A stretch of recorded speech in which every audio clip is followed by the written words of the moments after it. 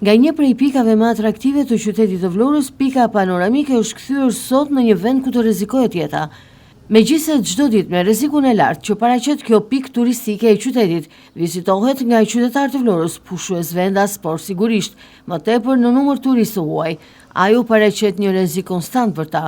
Për vetë faktin se në atraksionin turistik të Vlorës nuk ka mbetur më asgjë nga projekti fillestar që u krijua dikur. Aty nuk ka më as xhama, nuk ka më as kangjëlla të vendosur, madje nuk ka as barriera mbrojtëse. Xhamat e pikës panoramike janë thyer me sende të forta apo gur, duke përfunduar në shtratin e Kodrës, e duke bërë që ky projekt brenda vetëm pak muajve të dalë totalisht jashtë çdo funksioni. Kur thyen të gjithë xhamat, radha u ka ardhur tashmë kangjëllave dhe barierave anësore, të cilat edhe këto u dëmtuan, u hoqën, u shkullën prej vendit. As nga kangjëllat që u vendosën si rrethim për të eliminuar rrezikun, nuk ka mbetur tashmë më asgjë, duke bërë që pika panoramike të mbes edhe pa rrethim.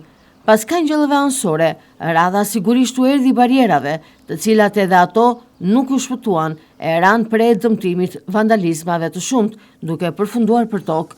Pika panoramike sot është një vend që nuk ka më asnjë rrethim, nuk ka më as xhama e as bariera mbrojtëse. Totalisht një vend i hapur nga të katërta anët, ku lehtësisht mund të rrezikohesh.